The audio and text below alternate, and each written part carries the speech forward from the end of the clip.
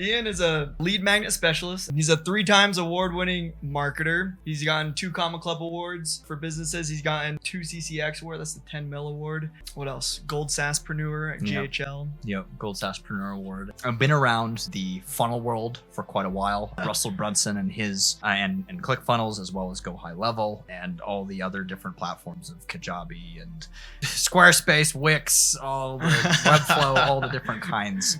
I've built on pretty much all the platforms. I realized that there were a lot of paid advertisers and a lot of clients that were wanting to leverage paid ads, but there was this discrepancy of the funnel. It was hard to find somebody that knew A, copywriting, B, good design, C, actual like strategy, and coordinating with all the automations, all the back-end systems, all the things. So I dove deep into that because I saw a need for it.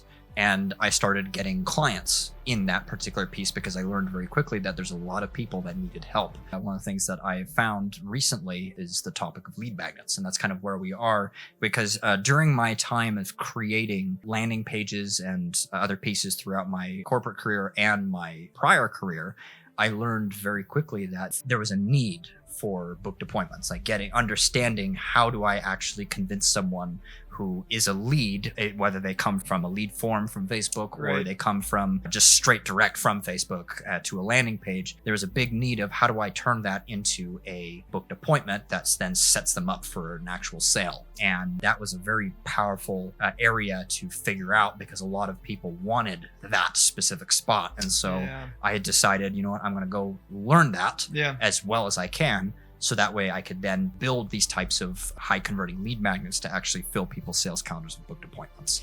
That's cool. There are 2 kinds of lead magnets. And instead of using jargon, I'm just going to explain like what they do instead. Yeah. So you've got lead magnets that get you leads, and then you've got lead magnets that get you booked appointments.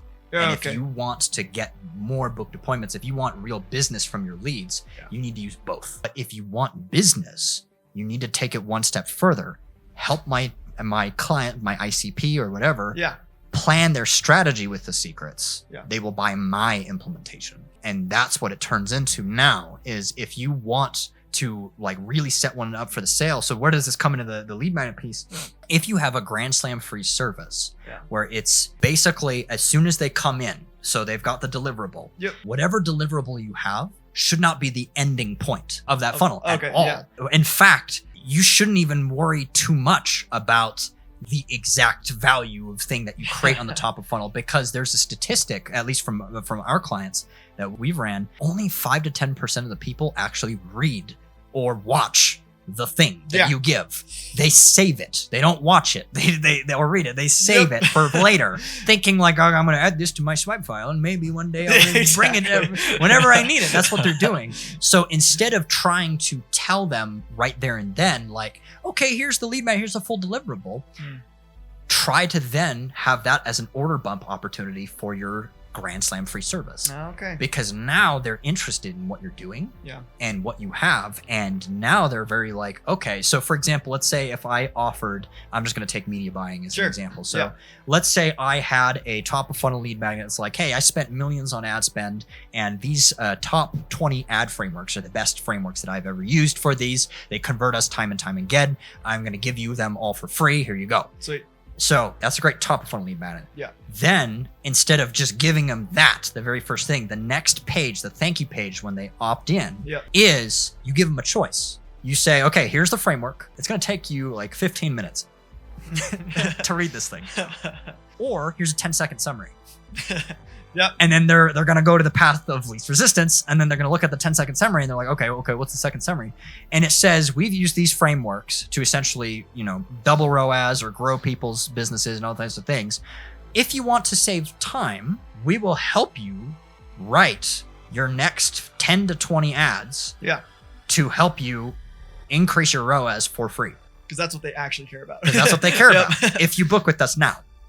First 10 people or whatever they're signing up. Now all of a sudden it's like, I want that. Yeah. Because no one has time to go through all this stuff. There's many of you out there who, if you're following Travis or see a lot of people talking about ads and different things that are powerful frameworks, offers, I'm sure a lot of you guys have seen this, like, I'll get you 30 booked appointments with your ideal client in the next 30 days, or you don't pay, or your money back. So many of those. Yeah, there's a ton of those. Very trendy now. It's very trendy because the truth is those work. Yeah. They generate curiosity, and that's what they're doing.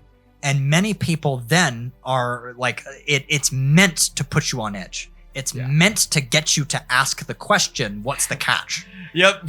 But the only way to answer that what's the catch question is they have to get on a call with you. And that's what that strategy does, is it gives you an offer that sounds way too good to be true. Yeah.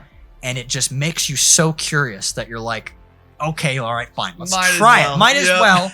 It won't hurt. And I can always call BS. Yep. So the low risk. 'Cause Yeah. They said money back guarantee. yeah. I've always been scared to ever run anything like that. I'm curious what you see on average of like, what's kind of like an average, or is it really just dependent on the niche or something like that? It really does depend on the niche. Sometimes like we hit it right off the gate. Yeah. And it's just It's like, great. it's amazing. Yeah. Yeah. Like 40 book. Like I had one where we literally, it was a local aesthetics place, and we had a very powerful lead magnet where we basically, it literally booked her with $1,000 of ad spend. It booked her 30 appointments. It was insane. It was absolutely insane. Yeah. And she was like, wow, this is great. And we kept going. It's And that amazing. one worked first. And then the other piece, I had another one where we launched and it didn't work. And that's the thing that it's really important to know is, I've built over 250. Not all of them work At once. Yeah. and worked at once. And it was one of those things that I had to figure out. I've just failed enough, or not failed, I've tried enough to know, like, if it didn't work, it's probably because of the offer or the funnel or the thing, and I know then how to fix it and go through. But a lot of the times I'm hoping for that home run, like the first round. Oh yeah. But sometimes it can take up to 2 or 3.